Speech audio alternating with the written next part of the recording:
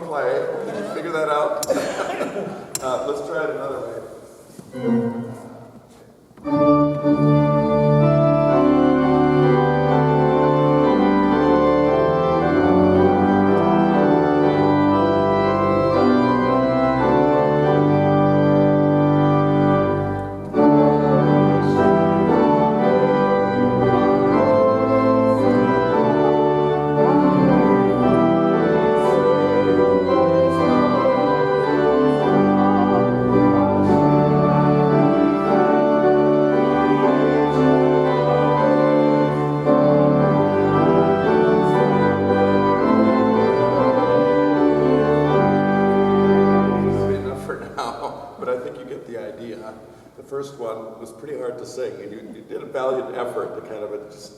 Singing just kind of lower and smaller and smaller. The other one, the second time, was a little easier to sing. Of course, we're here with a Lamborghini motor. Doesn't need a Lamborghini, all those horsepower for this, but it works just fine. I think we all want the same thing. Are you all organists here? I think we all want the same thing in our parishes. We hope for meaningful and vibrant singing. And that people who come enter in and open their mouths and sing and actually know what they're singing about and mean it. And nothing could help more than if people would do that. Of course, I think it's a huge evangelism thing. If a visitor shows up and everybody's singing vibrantly, they're going to probably want more. They want in on what's going on. It's very enticing when that happens. There are many things that we can do as organists to create and facilitate that singing. We can set up an atmosphere of trust so that when they sing, they know that it's going to be safe. So it needs to be safe as well. And of course, we want to set up a unified song. Because it is helpful, for example, if everybody's singing the same key, generally. Although not always obvious. Sometimes you have that effect if somebody's in the back of the room. Come on in, have a seat. I think to start with, we have to understand just a little bit, or more than a little bit. Hello.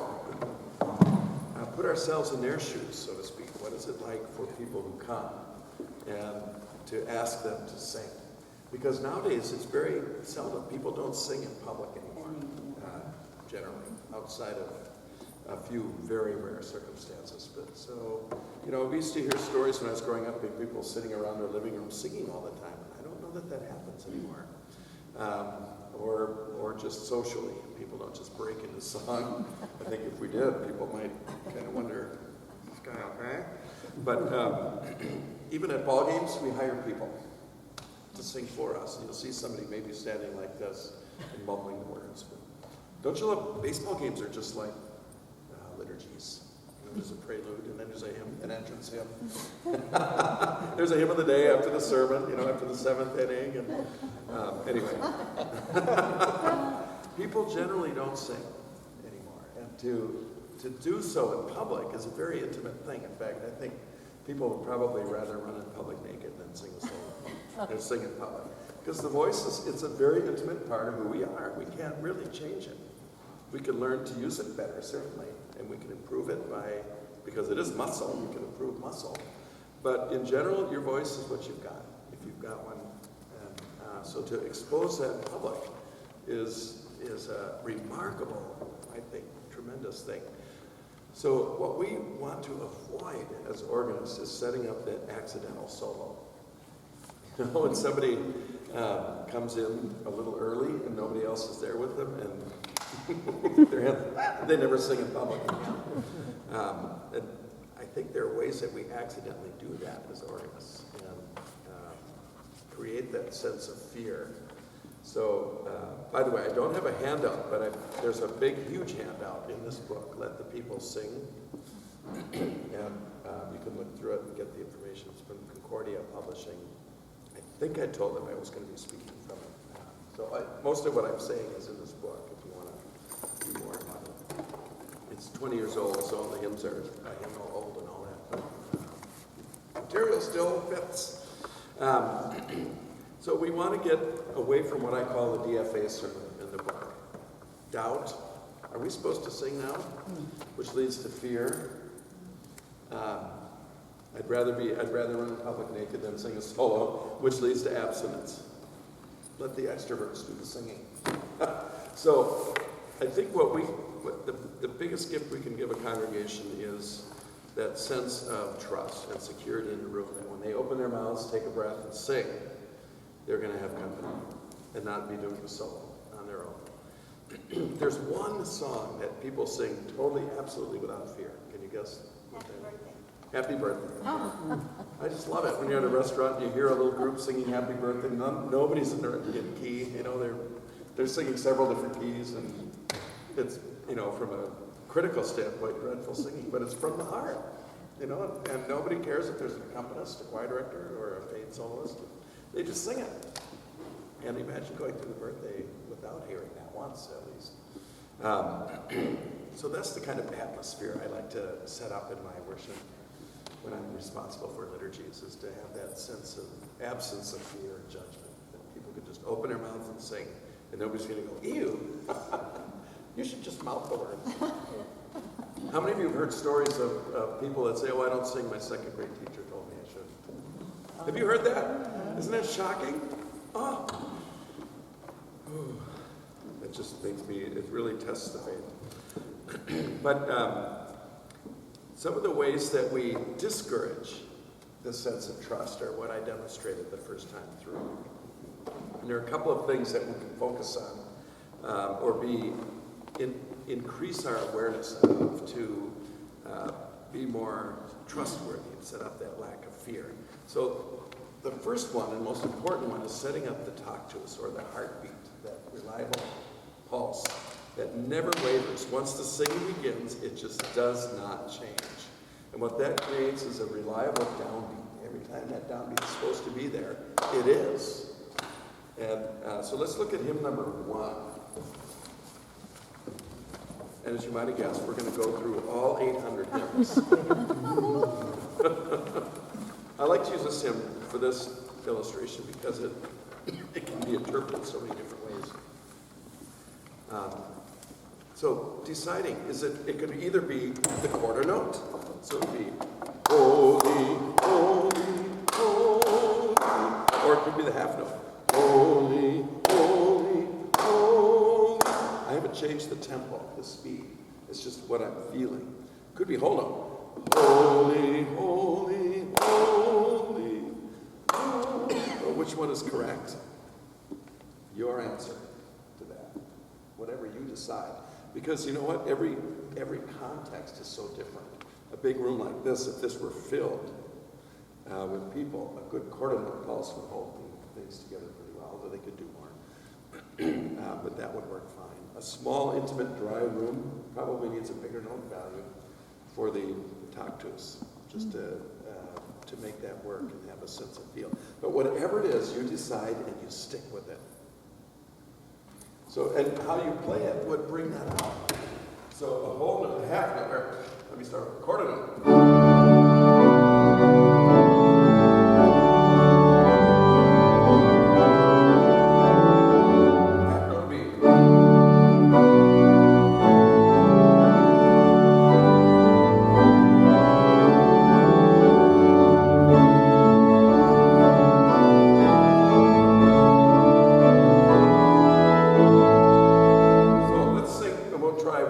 Let's try the half note first.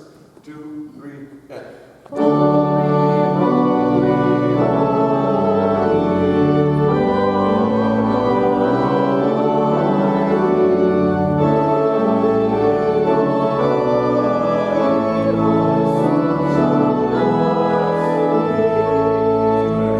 Half note. Ready? Yeah.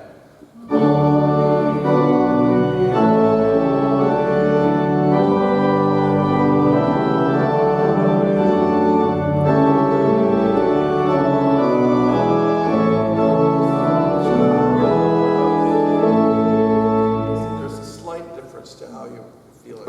Maybe a quarter note pulse would go just a fraction slower. I suppose you could do a 2-measure pulse if it's been a 2-hour liturgy and it started at 11. Holy, holy, holy Lord. Just to get people out, get that sense. But I think once you start with it, that downbeat is exactly reliable. And let's sing and you see how important that is going into this last line, coming out of D. Let's do the last 2 lines now. Just the last 2. 1, 2, 3, 10.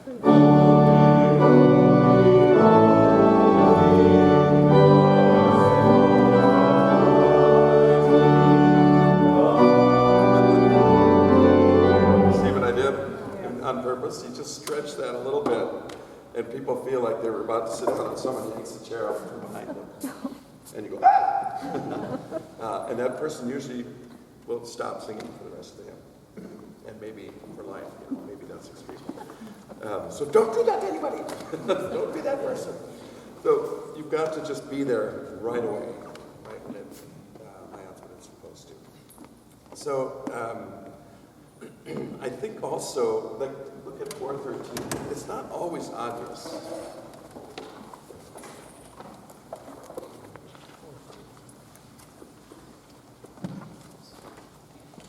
Because you also have to remember that we're not talking about keyboard players that are in the pews. They're singers. So we keyboard players have a tendency to go to a keyboard to find that right speed. And the voice is very different from the fingers. So a hymn like this, for example, have you ever suffered through this one?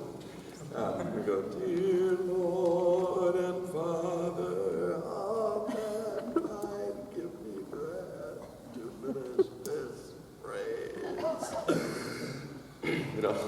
Obviously a slow quarter note pulse would be very difficult to sing, but you can drag that out on the keyboard very easily and have it go slow and make sense to you. But I think you have to sing it. Dear Lord, and half note of mankind, forgive a foolish man. Feels better. But if you do the whole note, dear Lord and Father of mankind, that begins to feel too fast. So how do you find that perfect pace? And what I've discovered is if you can find a speed. First of all, you can sing through the whole phrase without gasping. And that's important to actually try singing it. How many of you prepare the keyboard first? When I'm looking at a hymn for the first time, I sing it without the help of the keyboard because that's what everybody who comes is going to have to do.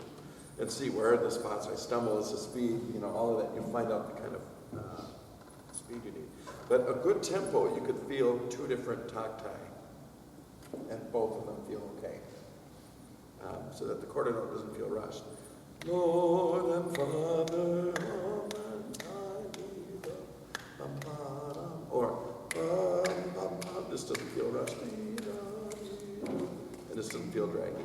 Now, if we did too slow, the half note feel draggy. Lord and Father of mankind. So that would feel probably slow for everybody. But the point is, one tactus is decided upon, and that's your job. And then you stick with it like crazy. How many of you know the name Paul Mounds? Yeah. Good. I dread the day that I ask that question, and most people will not have heard it because he hasn't been playing. He hasn't played now for 25 years, and he's dead. But so maybe he's playing again. We just don't know. That was the one thing. There are several things. I used to go to those hymn festivals that he would play. Go, how is this? Everybody sings so freely, knows exactly what to do, and nobody's ever doing a solo. That's the most important thing. Once that hymn started, he was just a rock with that. The best way to do that is to practice with a metronome. So coupled with this, though, the tactus, the reliable tactus, is breath. And this is probably the place where 90% of us fail or cut people short and don't realize it. We have to physically take in air to sing. We have to go like that. Conducting class, the first thing we learn is you have to breathe when you get the upbeat. So if you don't believe the downbeat. So if a conductor goes, it's not very credible. But if you go, everybody breathes with you. Now, we organists need to do that, actually take in air. Even if you're in the back and nobody can see you, we can hear whether you're breathing or not. You know, I mean, not physically, not that, but I mean, musically, we can tell that a congregation can sense when an organist is breathing. So, do you know the hymn Praise to the Lord? Okay. Just the first line. Close your eyes so you're not watching, and we'll start it.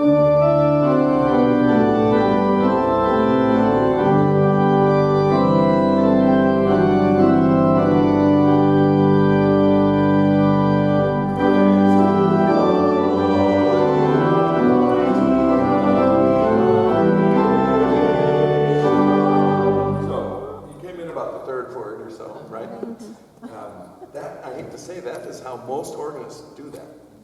Most. When I coach organists, almost all of them do it just like that. Let's try it one other way. Close your eyes so you can't watch me.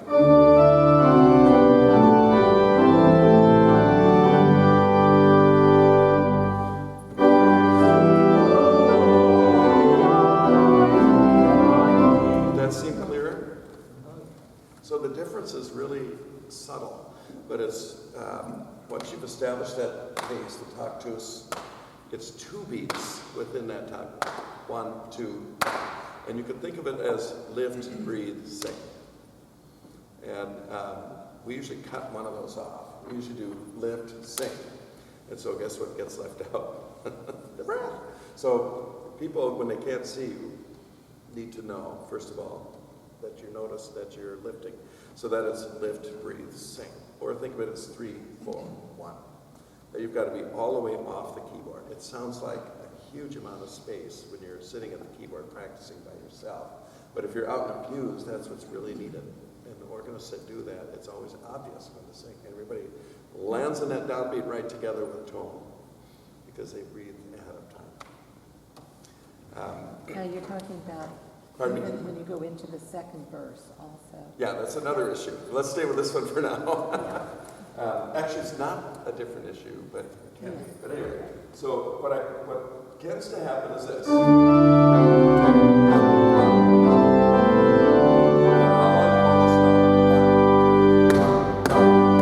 That's what normally happens. So if you think,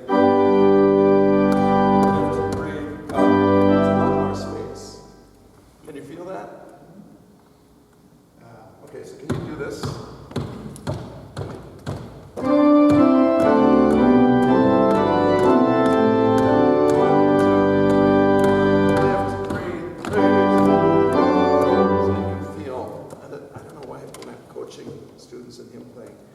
To feel that lift and breathe can be hard, so it'd be something to practice. And then once it's in motion, it's set in motion when you do the lift, breathe, sing, dum, bum, bum, whatever the tactus is, if you do bottom half note or quarter note. Does that make sense so far?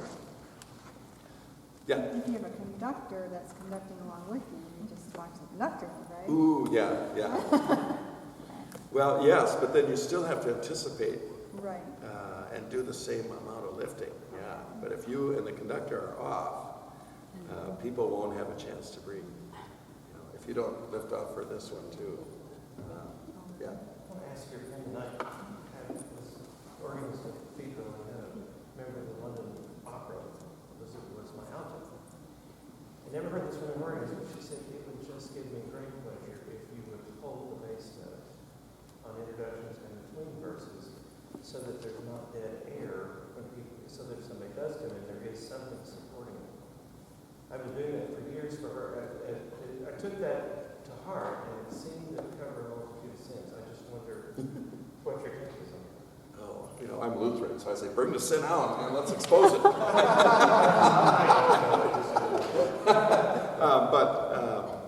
I've never heard of that. It's just sort of doing a pedal point between. It's just a pedal point. Yeah, I don't know what that would have.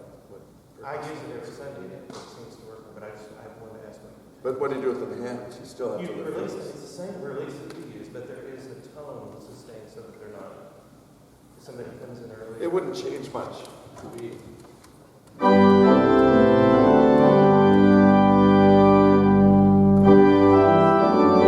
doesn't really change anything. I think as long as people have that sense of breath. I just find that when you get all the way off the keyboard, it creates a clear message. It's the same as somebody conducting. But here's the point, if there's a conductor, and in the book I get really complicated with this and it's fun, but imagine the scenario, and I bet a lot of you have been there. I think I have too, because you just know. You've got your speed, your tempo, your tactus, and then you've got the extroverted choir singer who knows better and has theirs. Then you've got the conductor who conducts their own. And then you've got, of course, the pastor that wants things more zippy and wants it faster and more upbeat and has their tempo. And then the parishioner who's singing, what are we going to follow? So I think that's where it's tricky. It has to be one, just like you can't get by very well a choir with 3 conductors simultaneous. One has to prevail and make those decisions to bring people together. So the organist should be that person, if there's an organ, because it's the biggest thing, leading and singing, But it could be a conductor. It could be a singer. It could be, but as long as there's one, and the people know which one to follow, I think that's very important. And here's the most important point, it's for them. It's not a power struggle. It's for the people so that they know who to follow. There's one church I used to go to with my wife where the organist would get off from her playing because she would sing everything pretty loudly and would get a little bit off. People just knew to follow her voice and not what she played. So it worked.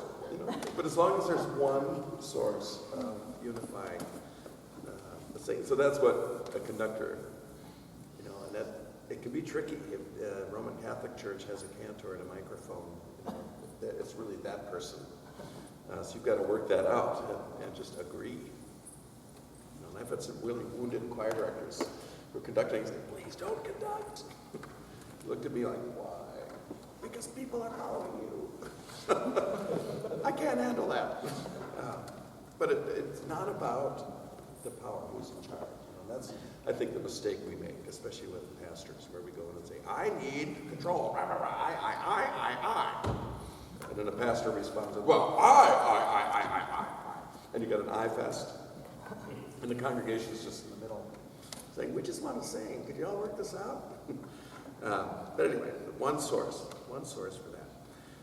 So what do you do? Now let's move on to the next level, which would be from phrase to phrase. You've got to make sure that you steal the breath from the previous note values, that it's kind of the same thing. So we go back to hymn 1. We've got to take that third line, or the end of each line, and make a quarter note with a quarter lift, so that the next phrase, the downbeat, happens exactly where it's supposed to.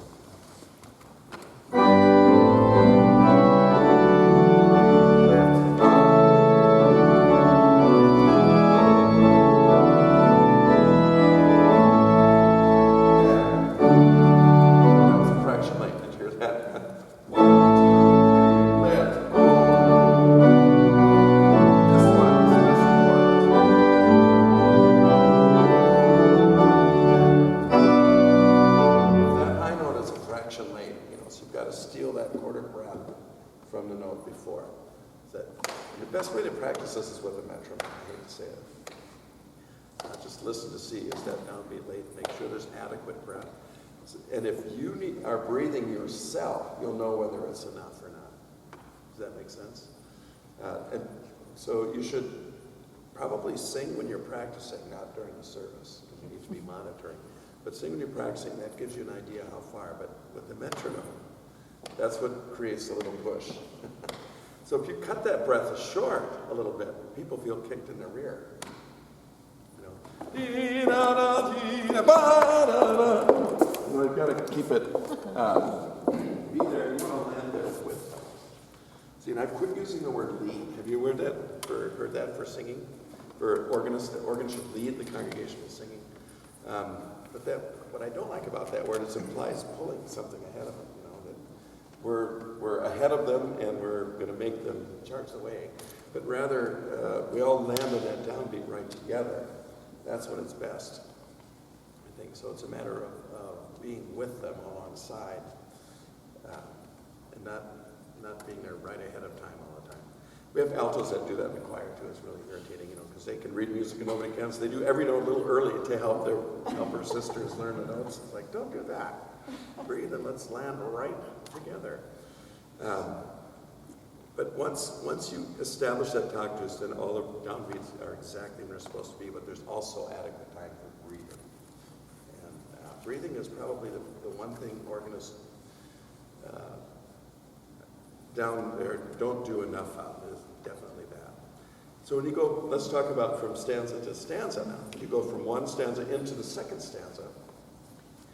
Have you heard formulas throughout your career that you hear that if you add X number of measures, or a measure and a half, or add an extra measure, all those are their little formula. If it's a full moon, add 2.5 measures. But I think all of those are fine, especially if they keep the pulse clear. That's fine. If it makes it really clear, that works. But Paul Mons never used to do that. He'd kind of have everything come to a complete stop. But somehow we all knew right when to breathe and sing. And it was that critical lift, breathe, sing thing that would happen no matter what. Of course, I was helping him once. This is what he was doing.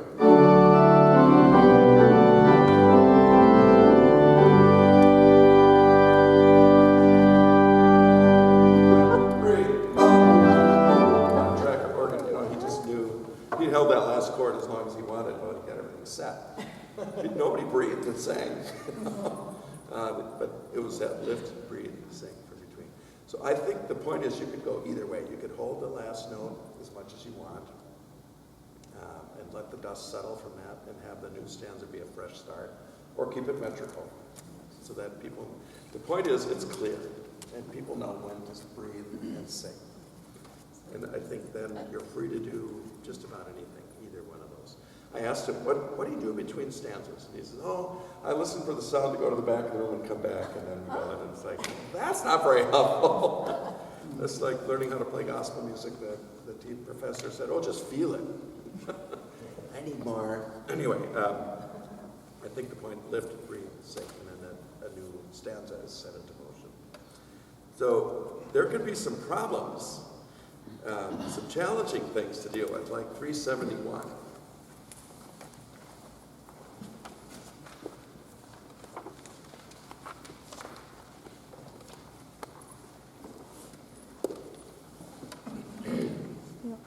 If you look at the end of the first line,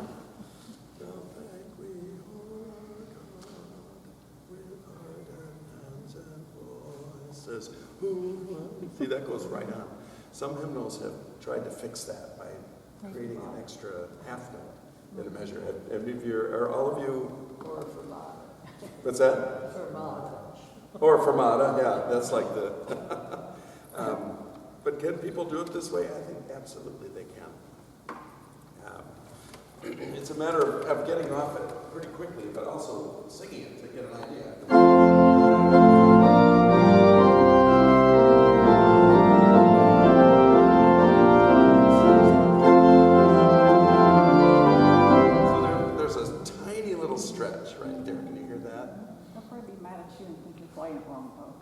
Well, it depends. See, that's interesting, because that brings up a whole other topic, because there's this thing called communal memory. Where things are done a certain way in a certain congregation, and you know what? Messing around with memory is a dangerous ground. It really is, because once they've learned it a certain way, and the bulk of the people know it, then it's your job to communicate to everybody who's there how you're going to do it. So it possibly that in the introduction is when you make that clear. So in your congregation, they hold that note? And which hymnal do you have? It's a celebration hymnal. I think it's written differently. Yeah, this tune has many versions.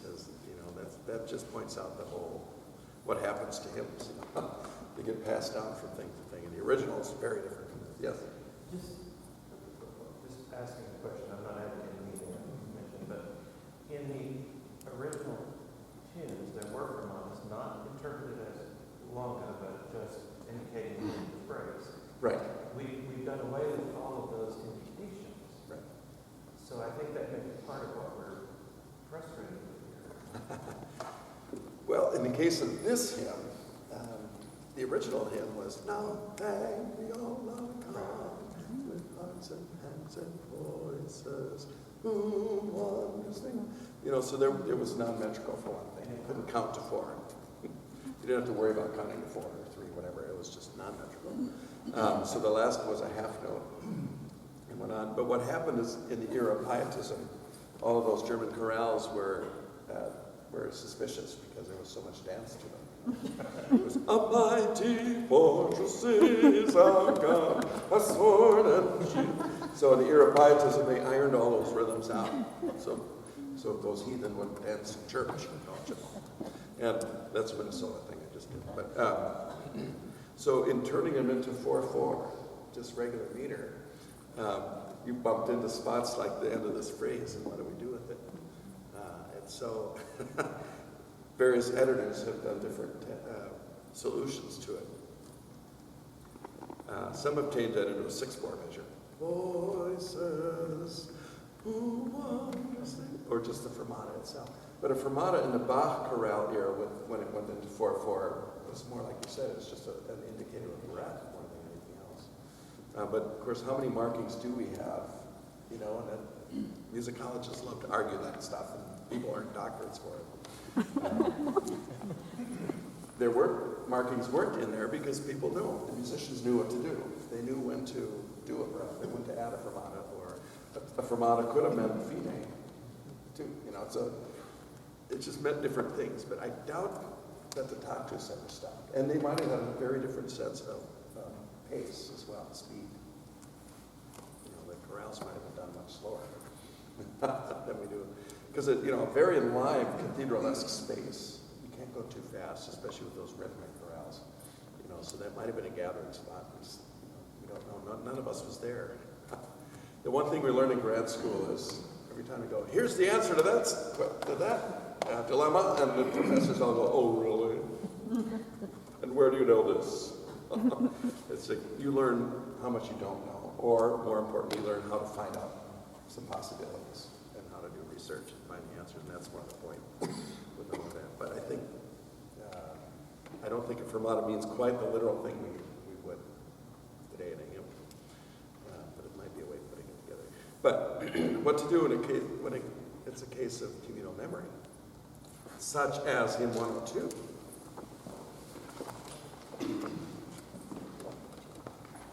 And I'm so delighted this hymn puts it this way.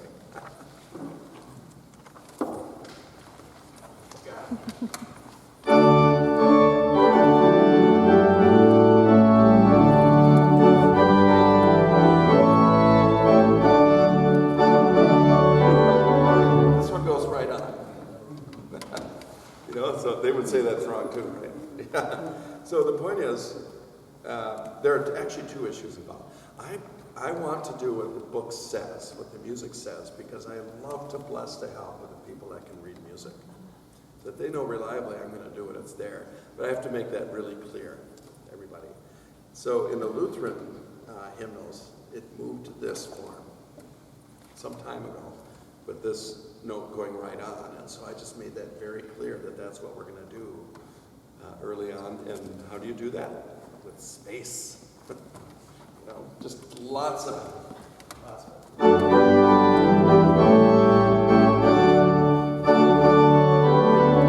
Off the keyboard is much. And now when you're singing along, you feel that fast. Why don't you sing?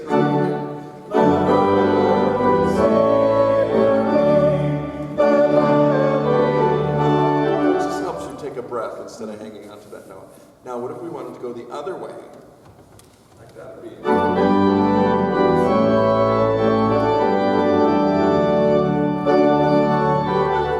Some other harmonies, or just even holding it.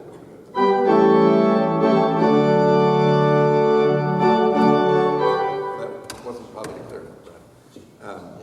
Point is, whatever it is, be super clear about it, and then consistent with it, so that one stanza you don't flip back to the other, that would kill I just have a question. Are there a lot of churches with organs that the organist is the director and we don't have a director in front? I think so. Yeah. I mean, I'm curious here, but how many? What all do we have here? What are you? Song leader. I have a song. You have song leader. What denomination? Something like Uh-huh. Baptist leader. director? And you do have a director. Wow! Baptist director, who is Okay. very much in charge. You Yeah, Bible church director. do. Uh-huh. Baptist director. Seventh-day Adventist director. And- Presbyterian, I am the director. Excellent. It kind of depends. Baptist, and I am the director. On what? It just kind of depends. If I can see him. We have an instrument like this size, and I kind of dominate the airspace. So. Also depends if there's a funeral and nobody's available. We just use the organ and it's fine. Our I pastor used to be a Lutheran, so we are very much at home with an organ-led service. So, yeah. So, and you are the director, you said, so that you are not the organist, there's another organist, okay. And, I'm not an organist at all. and you're a director, okay? I'm the organist and we have a director. And this is the first church, it's a Methodist church. It's the first church I had a director and I was doing my audition service. And this woman goes up to the pulpit and I'm like, what? I was totally surprised me that there was a director. Okay, well, this is explaining all the blank faces. And you're with her. Yeah. She's the director of your deal here. Okay. I have a director. Wow. We have a director, but I determine the tempo. Okay. I beg your pardon? And do you have a person who conducts the hymns? Not usually. Okay, it's usually the organ. Good. Missouri Synod, I'm the organist director. Okay, so the organ does it all. Yeah, well, it really doesn't change anything I've said. I have to say that really fast. Well, what makes it interesting where I am, I've just been there a year now, but it's a non-denominational church. And so you have some of this and some of this and some of this and some of this. But we have a director, who's the choir director, and he directs every hymn. And a pianist also. And it's really interesting because I like to give that breath at the end. But when he directs, goes quarter note, I mean, there's no breath. Yeah. Well, again, it really, whether it's director or not, I think all those things still need to be the case, especially the breath and the organ. Nothing will help a congregation sing more than a breath indicated with sound. Well, I still take my hands off, Yeah. but For 2 beats? probably one. Yeah. 2. And I record the services and listen. And there's no better way to hear how clear I was or wasn't. And it's the one times when I wasn't clear that it's a bummer, then, and you can even hear it in the response in the singing. You can hear how the singing is injured by that, or more importantly, encouraged when the breath is adequate within whatever is set up, and no matter who's conducting. But there still needs to be one person. Well, I would think with the piano and the organ and the director, then we have to follow the director. Still give take your hands off, because I do that naturally. So then, in a case like Joy to the World, it's really, what does the director do? Hold that. Let earth receive her King. You've really got to do that. Yeah. Or else you go on. Yeah. Or He'll usually wait when I take that. There was one situation at a hymn festival where this is so unusual. It's the first time I've run into so many contexts where a director controls the hymns or unifies the hymns. Is a better way of wording it. It's usually the organist. Well, when we have a director, I don't touch the actual all of our speakers for the electronic organ are intentional. So there's no way for me to give a clear beat and for her to translate that into everything. So she's the one who controls She does the hymns. tempo. You know, we do have a director. I'm not sure how many of us are the same. Yeah. Okay. Well, still, yeah. It again doesn't really change anything that was said, but it really would help to one source is critical. But there was one context at a hymn festival. It was in Berlin, Germany, when I lived there for 2 years. An American choir was coming through, so we wanted to do a hymn festival with them at the Kaiserwilhelm Church. And we got the Army Brass Band. Why I thought that would be a good idea was beyond me. But so we had a crow's nest organ, the kind of way up in the back wall of the balcony. And then there was a balcony where the choir was, and way in the edge, close to the congregation, there was a huge balcony, was the brass band. And then, 4 footballs of fields away was the congregation. And we had pretty good attendance at that. But the first hymn was Lift High the Cross. And the brass, the choir, the organ, and the congregation all had different tempi going. Nobody was visible in front of people, so I don't know if this is helpful for you or not, this story, but nobody was in front, so somebody had to bring things together. That really wins. I mean, brass, sorry, if you're brass players, it's very difficult to get them to do that as a group. So this is what I did. The choir conductor stands up and is going to fix it. So he gets up and starts conducting. So what I had to do was throw an interlude. They weren't expecting it, you know.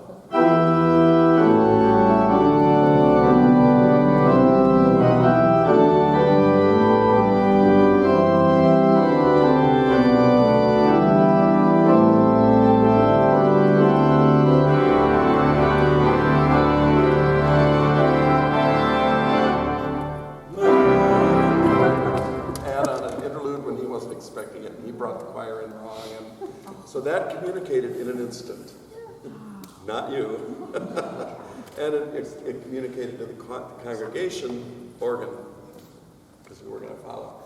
But I thought that would be confusing for all of us from that point on, because he had no clue what I was going to do. He hadn't been there to, learn the interludes or anything like that I was going to throw in there. But one source really has to make those calls.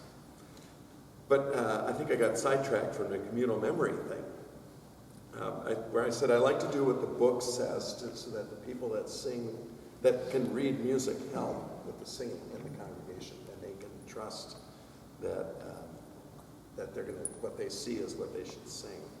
The trouble is if there's something that is so strong in the memory that you really need to override the music, I just have to make it clear. And there's sometimes where that just has to be the case. And Amazing Grace is, I would say, one of those. It's 587. And this book actually does add a measure.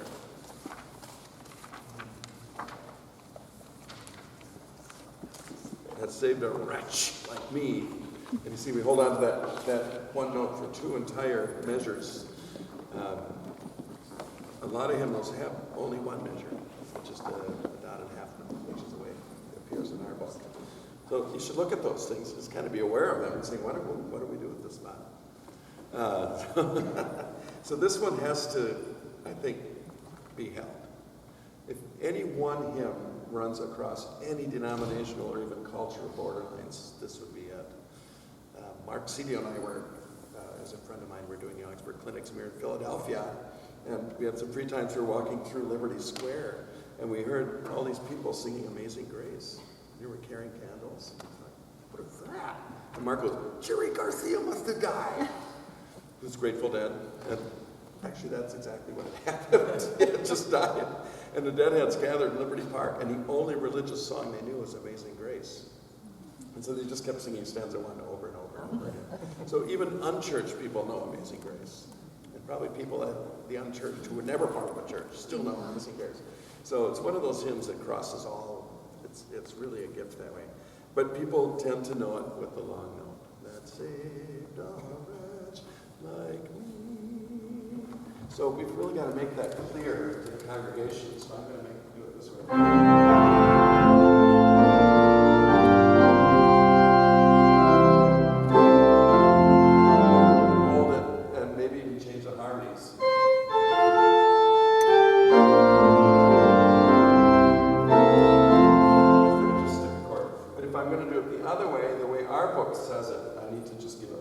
Space. And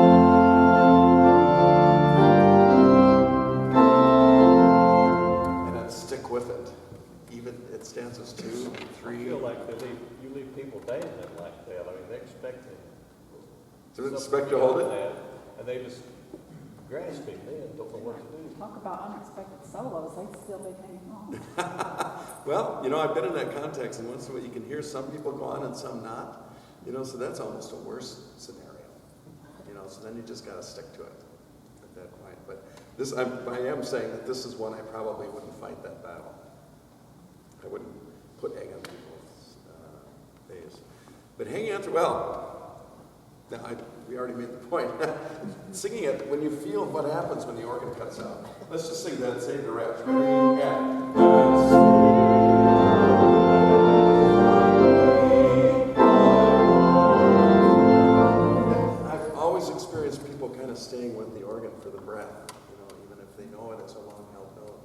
very few people hang on to it, except for the adamant baritone, who's opera trained, who likes to do that, to stick out. But it's one of those things that's important to think about and then be consistent with.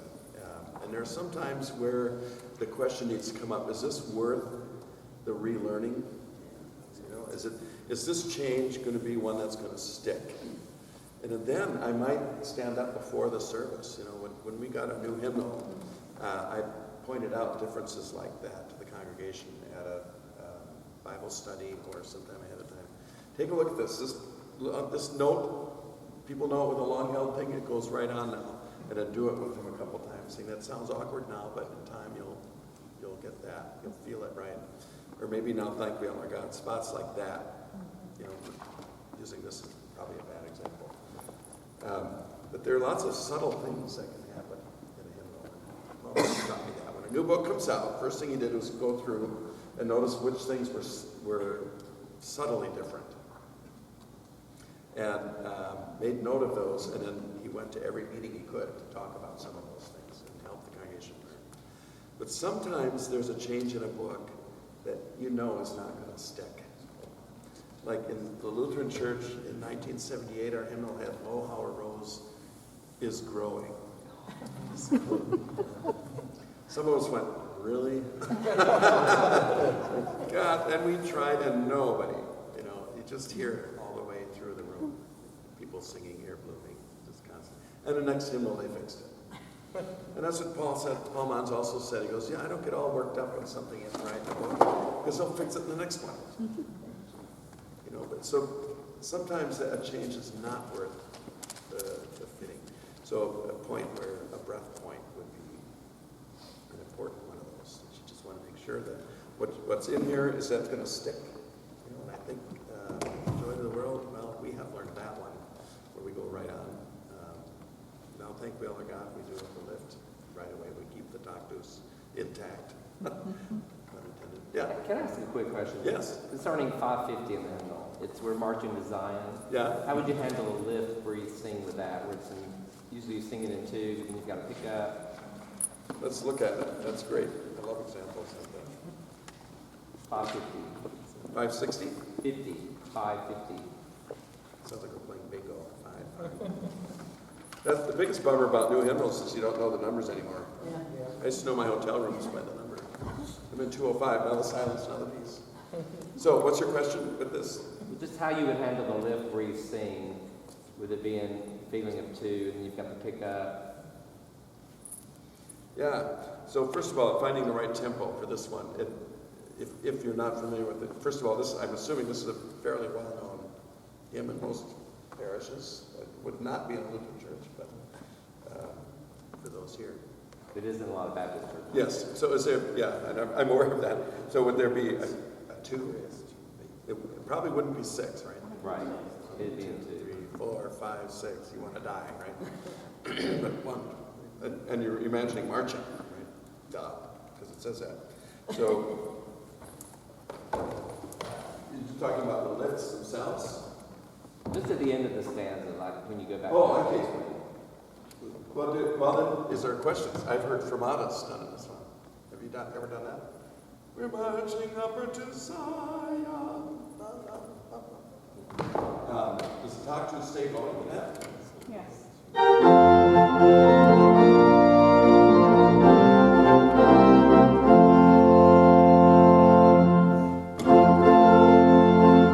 1, 2, 3, 4. Well, I'm just holding. Hold. 1. Bum, bum. So it's still lift, breathe, breathe. Lift, breathe, sing, sing. So the lift breathe is more in the feeling of the 8th note rather than the dotting Yeah, fourth. it's the beats within the tactus. Okay. You know, so that doesn't necessarily mean the same. That was my question. Yeah. So it'd be 2 8 notes. Lift, breathe, thumb, bum.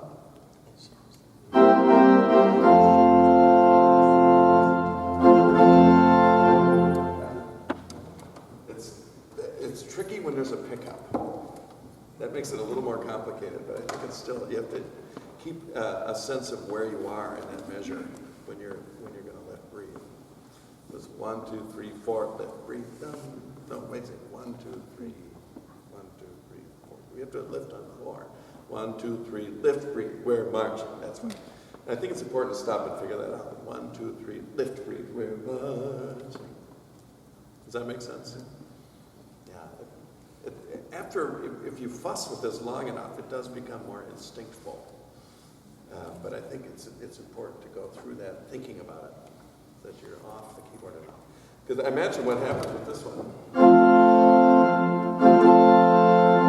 People come in on the second word.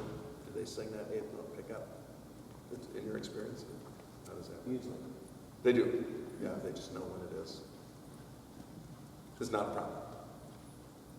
In your experience. No, I'm asking. Well, it is sometimes if I'm directing an organist, being on the same page with her. So I'm, I was just curious how you thought through that. Yeah, I would do just what I did. Yeah, but I wouldn't think through it anymore. I had to stop and do that, but I'd still get a picture. 1, 2, 3. We're marching. So I still picture the conducting, what that would look like if I were doing it, and breathing. When would I breathe as the conductor? 1, 2, 3. We're marching.